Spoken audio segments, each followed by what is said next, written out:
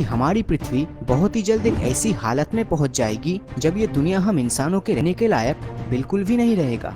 साइंटिस्टों के मुताबिक जिस तेजी और खतरनाक तरीके से हम हमारी धरती को चोट पहुंचा रहे हैं, उस हिसाब से हमारा अंत बहुत ही नजदीक है।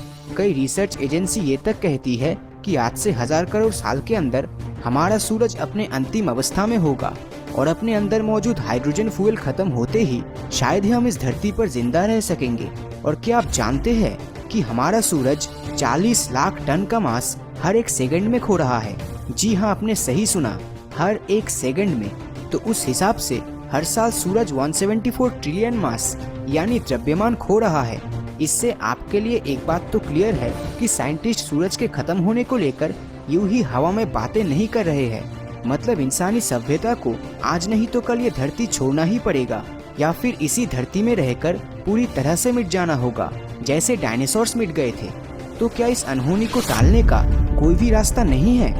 अगर ऐसा कुछ हुआ तो हम कहाँ जाएंगे, चांद पर या फिर मंगल पर? मगर ये दोनों जगह ही धरती के साथ खत्म हो जाएगा अगर सूरज खत्म हुआ तो।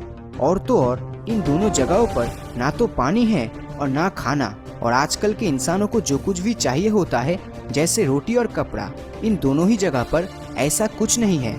शायद आप हैरान हो जाएंगे अगर मैं आपको बता दूं कि एक ऐसा ग्रह ढूंढ निकाला गया है जिसे धरती के बैकअप के तौर पे इस्तेमाल किया जा सकता है।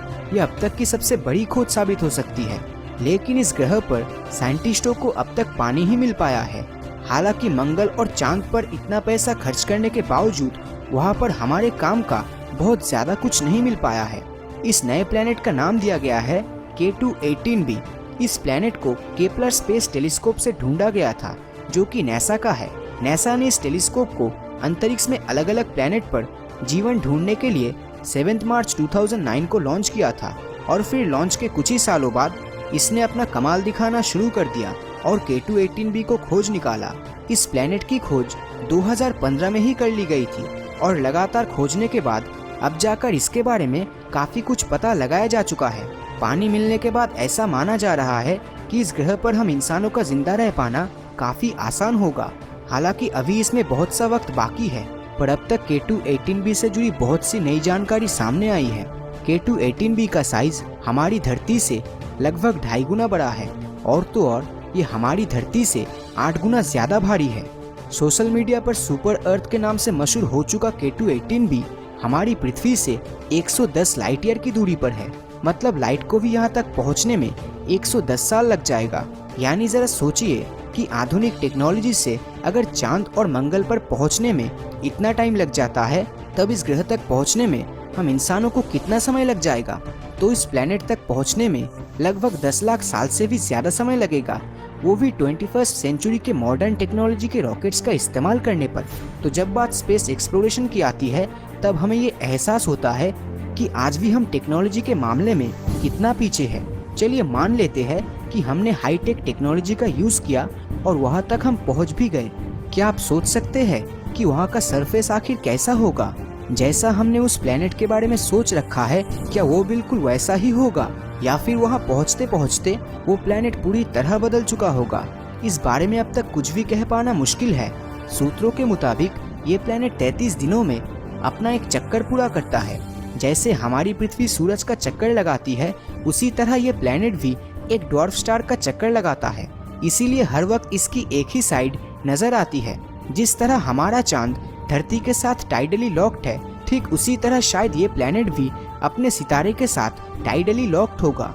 इस ग्रह की हवा में भी पानी मौजूद है, और साइंटिस्ट ये अंदाजा भी लगा रहे हैं कि इस ग्रह पर जल्द ही समुद्र भी ढूंढा जा सकेगा। आपको ये जानकर हैरानी होगी कि साइंटिस्ट ने अब तक 4000 से भी ज्यादा प्लैनेट्स ढूंढ निकाले थे जो कि गैस जाइंट्स थे, यानी उन पर केवल गैसेस का ही राज था। वैसे बहुत से गैस जाइंट्स हमारे सोलर सिस्टम में भी मौजूद है, जैसे जुपिटर, सैटर्न, यूरेनस या फिर नेपट्यून। तो इस खोज के दौरान ये पहला ऐसा ग्रह मिला है जिस पर पानी भी है। अब ये उम्मीद लगाई जा रही है कि जल्द ही इस पर और खोज होगी और शायद यहाँ जीवन ढूंढा जाएगा। साइंस की तरक्की के तौर पर ये सही है, लेकिन एक हद तक ये गलत भी है। हम जल्द से जल्द इस दुनिया को छोड़ना चाहते हैं, हम नया घर ढूंढना चाहते हैं, लेकिन क्यों? क्योंकि हमने अपनी पृथ्वी को बहुत ज्यादा चोट पहुंचाया है। अब वो अमेज़न रेन फॉरेस्ट में आग लगाना हो या फिर हानिकारक ग्रीन हाउस गैसेस रिलीज करके एंटार्क्टिका के बर्फ को पिघलाना हो, हम हमारी धरती को ठीक करने की वजह उससे दूर भागने में ज्यादा पैसा इन्वेस्ट कर रहे हैं। अगर हम दूसरे ग्रह की खोज में और उसे रहने लायक बनाने के लिए इतने पैसे और टाइम खर्च कर सकते हैं, तो हमारी पृथ्वी में आखिर क्या बुराई है? मेरे ख्याल से हर चीज बैलेंस में हो तो सही है, क्योंकि आज नहीं तो कल हमारा सूरज खत्म होगा ही और उसी के साथ हमारा ये सोलर सिस्टम भी खत्म हो जाएगा। तो जिंदा रहने के लिए एक न एक दिन तो ये सोलर सिस्टम हमें छोड़ना ही पड़ेगा। उस हिसाब से हमारे लिए दूसरे प्लैनेट्स को ढूंढना भी उतना ही जरूरी है जितना हमारे प्लैनेट्स को ठीक करना है। लेकिन आपके मुताबिक क्या दूसरे प्लैनेट्स को ढूंढने में हमें ज्यादा टाइम और पैसा इन्वेस्ट करना चाहिए या फिर अपने प्लैनेट्स को ठीक करने में? आपकी राय नीचे कमेंट करके जरूर बताएं। और अगर इस वीडियो में आप लोगों का अच्छा रिस्पॉन्स मिला तो हम K2-18b के ऊपर एक और वीडियो जरूर बनाएंगे।